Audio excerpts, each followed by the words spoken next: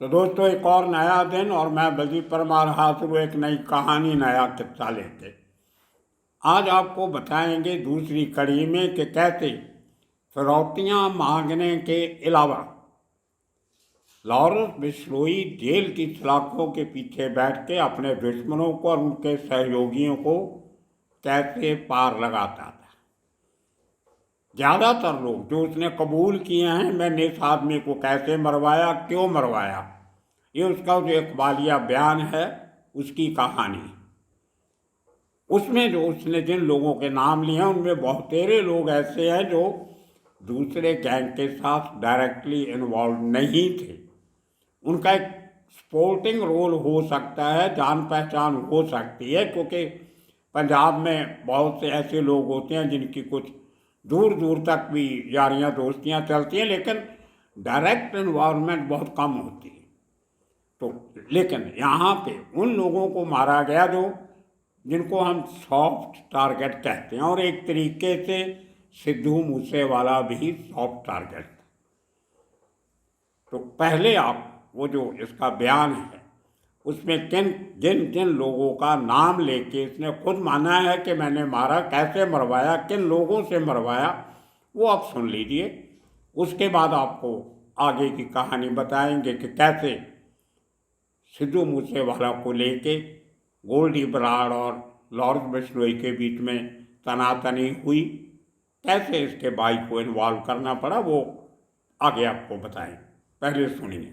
तो दोस्तों, आज आपको बताएंगे कैसे लॉरेंस बिश्नोई ने जो अपना बयान एनआईए को दिया था, जो उसकी स्टेटमेंट रिकॉर्ड की थी कुछ समय पहले, तकरीबन 1 साल पहले, जब इसको साबरमती जेल में रखा गया था 1 साल के लिए। अब शायद उसका पीरियड 1 साल और बढ़ाया जा रहा है।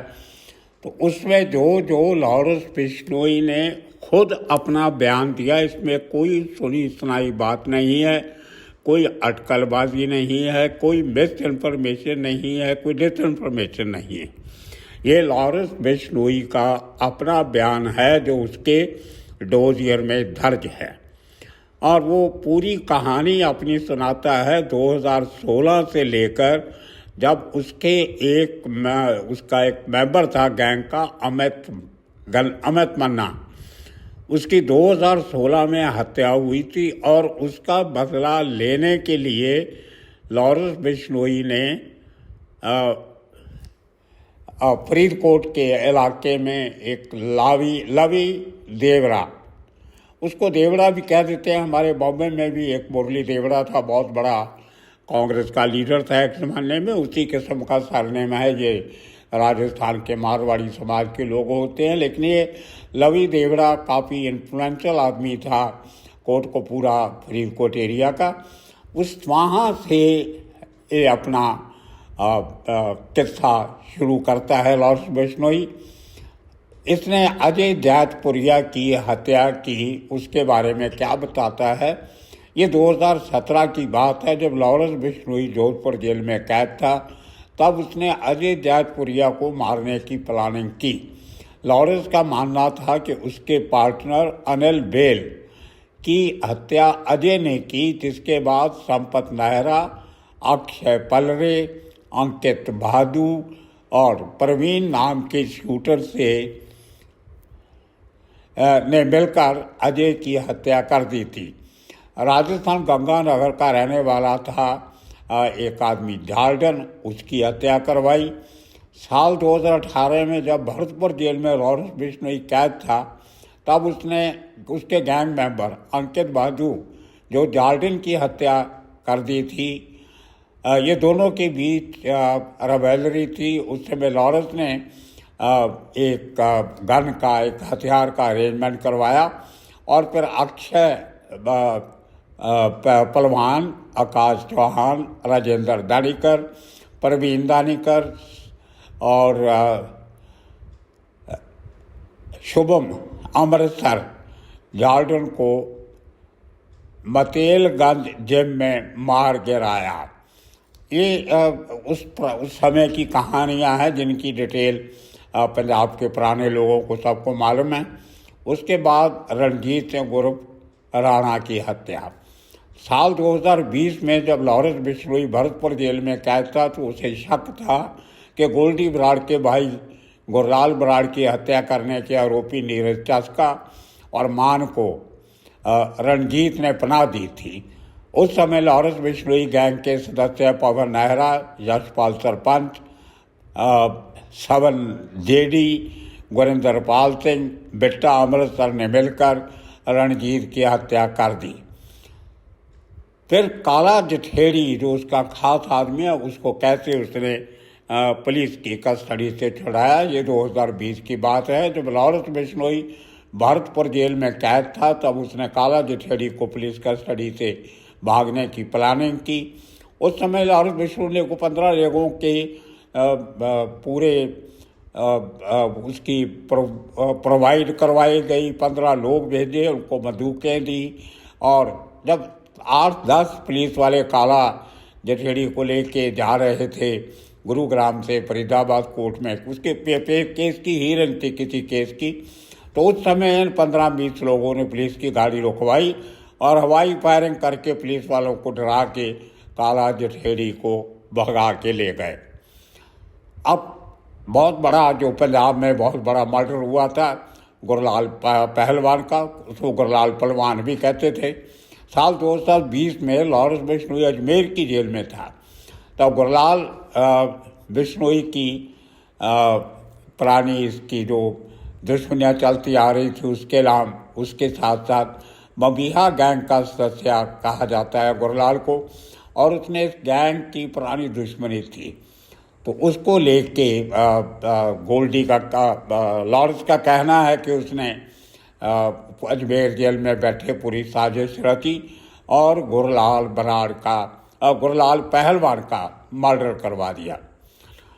तो उसके बाद शामा मुक्तसर, ये पंजाब का एक शहर है, वहाँ पे 221 में लॉरेंस बिश्नोई ने, तब ये जयपुर जेल में था, और वहाँ से उसने गोल्डी बराड़ की मदद से इस शामा नाम के शख्स की जो बबिहा गैंग का था, करीबी था, उसको मरवा दिया। उसके बाद बड़ा मर्डर होता है राणा कंदोवालिया का 2021 में। जब लॉरेंस बिश्नोई तिहाड़ जेल में था तो उसने ये प्लानिंग की कि जग्गू भगवानपुरिया तो अब इसके साथ था, इकट्ठे थे। जग्गू भगवानपुरिया भी लॉरेंस के साथ तिहाड़ जेल में था। तो वहाँ पे कहीं जग्गू भगवानपुरिया ने बोला कि मेरा एक दुश्मन है राणा कंदोवालिया, उसका हिसाब किताब करना है। तो लॉरेंस ने उसकी मदद की और उसको अपने शूटर सोनू डागर, दीपक झज्जर, दीपाशु फैजाबाद और संदीप तूफान, उनको बोला और उन्होंने राणा की हत्या कर दी।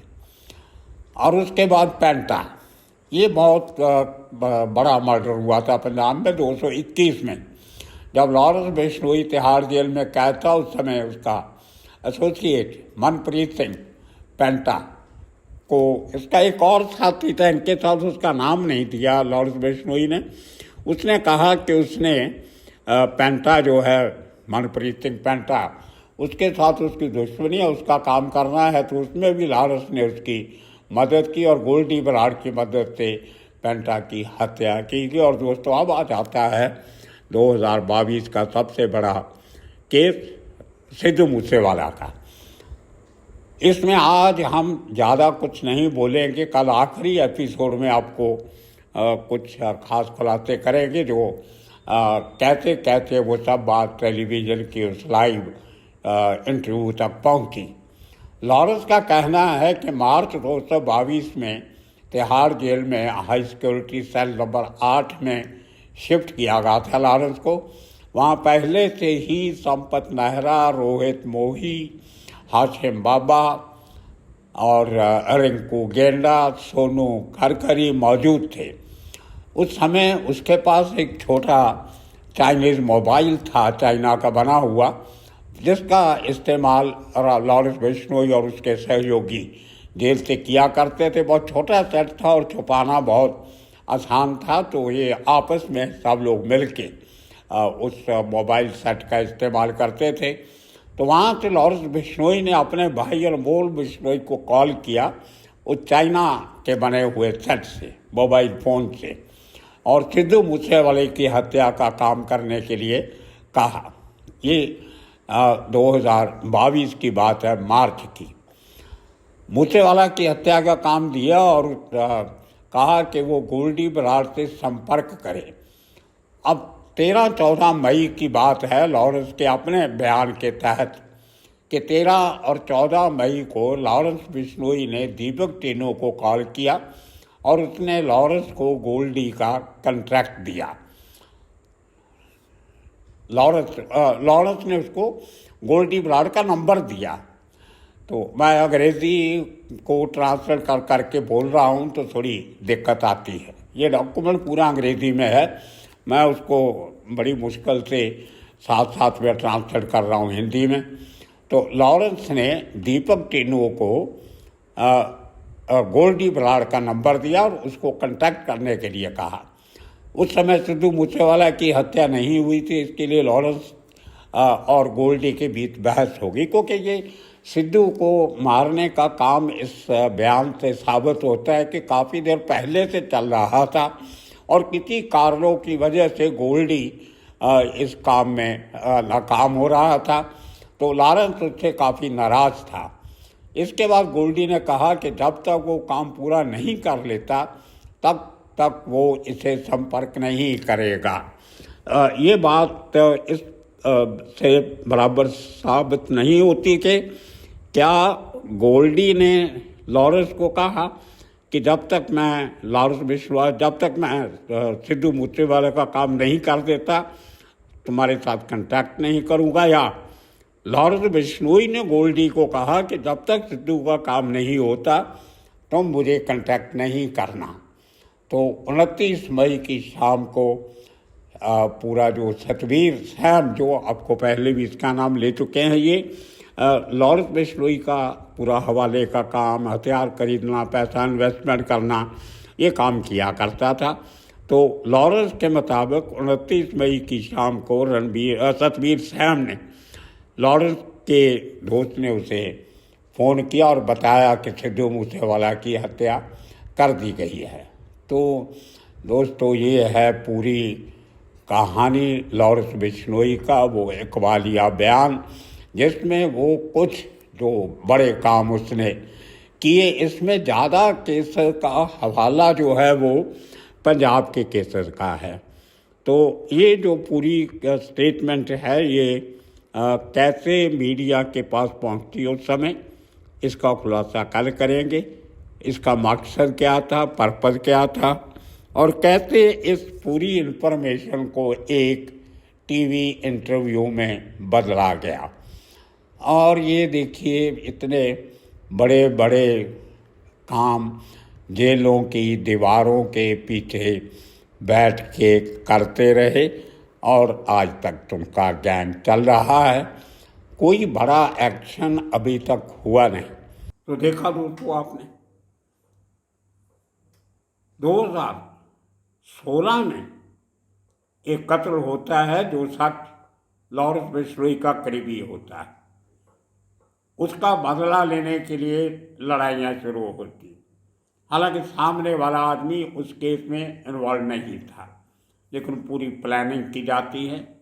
फिर 2017 में, 18 में, 19 में, 20 में ये लड़ी सिलसिला चलता रहता। उसी समय जब फिरौतियों का काम भी चल रहा था और साथ साथ फिरौतियों से लिया हुआ पैसा इन लोगों में बांटा जाता था जो इनके विरोधियों को मारने में लगे थे। लेकिन हैरानी इस बात की है कि एक भी विरोधी गैंगस्टर, वो अर्श डल्ला हो, लक्की पटियाल हो, या दूसरे लोग जो बबिया गैंग के साथ जोड़े जाते हैं, उनमें से किसी तक भी लॉरेंस बिश्नोई गैंग नहीं पहुंच सका। छोटे मोटे जो पेरिफेरियल होते हैं, जिनका दूर तक कोई वास्ता नहीं, उन लोगों को मार के जिम्मेदारी ली गई कि हमने उनके दोस्तों को मार दिया। तो ये एक बड़ा इंटरेस्टिंग चैप्टर है लॉरेंस बिश्नोई की ज़िंदगी में। पिछले दिनों जब हम ये एपिसोड बना रहे थे, बहुत से लोगों ने कमेंट किया कि अगर इतनी सारी एविडेंस पुलिस के पास है तो इसको आज तक सज़ा क्यों नहीं हुई? दोस्तों, ये कानून का काम है और कानूनी प्रक्रिया बहुत लंबी भी चलती है और बड़ी टेढ़ी मेढ़ी भी होती है। हर इन्वेस्टिगेशन में डॉक्यूमेंट्री एविडेंस के अलावा सर्कमस्टांशियल एविडेंस होती है, गवाह होते हैं, पुलिस वाले भी गवाह होते हैं, रिश्तेदार होते हैं, और वो शूटर जो पकड़े जाते हैं उनकी गवाही भी होती है। लेकिन यहाँ जब एक आदमी एक पेशी पे जा ही नहीं सकता और इतने 40-45 केस को किसी कोर्ट में कहीं भी रेगुलर ट्रायल शुरू नहीं हो सकती, क्योंकि सुनवाई के दौरान अक्यूज कभी जयपुर जेल में, कभी अजमेर जेल में, कभी भरतपुर जेल में, कभी तिहाड़ जेल में, कभी फरीदकोट में, कभी बीकानेर में, तो प्रोडक्शन वारंट पे लाना, उसके बाद दूसरी पुलिस ले जाती है, ये ऐसे ही चलेगा। अब जो सरकार ने फैसला किया है कि 1 साल तक लॉरेंस बिश्नोई को साबरमती जेल में रखा जाएगा, वो एक तरीके से सही है, क्योंकि जिस कोर्ट को इससे बात करनी है सीधा साबरमती कॉन्टैक्ट करो, वीडियो कॉन्फ्रेंस से उसके बयान ले लो और अपनी कार्रवाई जारी रखो। और किसी भी केस में लोगों का कहना आज तक सज़ा नहीं हुई, इसीलिए नहीं हुई। लेकिन आपको बता दूं कि अंडरवर्ल्ड में जितने बड़े सरगना हुए हैं उनमें से बहुत कम लोगों को जल्दी सज़ा हुई है। अरुण गवली ने इतने कांड किए मुंबई, लेकिन सज़ा एक ही केस में हुई थी, एक शिवसेना के कारपोरेटर के मर्डर में। छोटा राजन की इतनी लंबी चौड़ी कहानी, लेकिन सज़ा उम्र कैद की सज़ा छोटी मोटी 2, 4, 5, 6, 7 साल की कई केसों में हुई। लेकिन जो उम्र कैद की सज़ा पूरी उम्र जेल में रहना पड़ेगा, वो छोटा राजन को भी एक ही केस में हुई है, पत्रकार J.D. मर्डर केस में। इसी तरह दूसरे बड़े जो सरगना हैं, भले पप्पू कलानी हो या भाई ठाकुर हो, इनको भी एक एक केस में ही सज़ा हुई है, बाकी तो छोटी मोटी सज़ा काट वाट ली, कोई फर्क नहीं पड़ता। लेकिन इस केस में लॉरेंस बिश्नोई के केस में, जो गुजरात में NDPS का केस है, जो एक ड्रग पकड़ी गई थी, उस केस की सुनवाई चल रही है। मुझे लगता है कि सबसे पहले अगर लॉरेंस बिश्नोई को सज़ा होगी तो उस गुजरात वाले NDPS केस में होगी, और लंबी चौड़ी सज़ा होगी कि उसमें सबूत बहुत पुख्ता है, बहुत अच्छी तरह से उस केस की तहकीकात हुई है और उसकी जो सुनवाई चल रही है वो काफ़ी स्पीड से चल रही है। उसके बाद केस चलने दो। लेकिन हैरानी की बात यह है कि लॉरेंस बिश्नोई ने आज तक कभी बेल अप्लाई नहीं किया। कोई किसी से कभी अदालत में अर्जी ही नहीं दी कि मुझे ज़मानत चाहिए, क्योंकि उसको पता है ज़मानत लेके एक केस में कोई फ़ायदा नहीं। मैं एक केस में ज़मानत लूँगा, बाहर निकलूँगा तो दूसरे केस में मुझे अंदर ले जाएंगे। काफ़ी सारे केसेस पेंडिंग पड़े हैं, तो उसने शायद ये ख्याल ही छोड़ दिया है कि मैं कभी जेल के बाहर आऊँगा। ज़्यादा से ज़्यादा वो ये कर सकते हैं कि FIR चैलेंज कर सकते हैं, लेकिन 40-45 FIR चैलेंज करने में कितना समय लगेगा और कितने केसेस अब डिफरेंट स्टेजेस में पहुंच चुके हैं, अभी वो चैलेंज करना भी मुश्किल है। अब तो कोर्ट्स के ऊपर है कि कितनी जल्दी वो अपने केसेस का निपटारा करते हैं। लेकिन इस पूरे जो उसका हल्फिया बयान है, कबालिया बयान है, उसमें सबसे इम्पोर्टेंट बात यही निकल के आ रही है कि क्या बाकी लोगों की तरह सिद्धू मूसेवाला भी एक सॉफ्ट कॉर्नर था? क्योंकि असली दुश्मन हाथ में नहीं आ रहे थे तो किसी न किसी को तो मारना था। तो मूसेवाला बलि का बकरा बन गया क्या? तो दोस्तों, इस पर कल बात करेंगे, कल आखिरी कड़ी में बड़ी बातें करेंगे। ये एक बैकग्राउंडर था 2 दिन का कि लॉरेंस बिश्नोई का काम करने का तरीका और किस तरह जेल प्रशासन को इस्तेमाल करके वो इतने कांड करता रहा जेल में बैठ के। ये अपने आप में एक डिफरेंट कहानी है। बहुत बड़ी चोट है जेल एडमिनिस्ट्रेशन पे और वो आज तक सुधरी नहीं है। तो इंतज़ार कीजिए, कल तक बताएंगे कैसे एजेंसीज के चक्रव्यूह में लॉरेंस बिश्नोई खुद फंस गया। आपका बहुत बहुत धन्यवाद, शुक्रिया।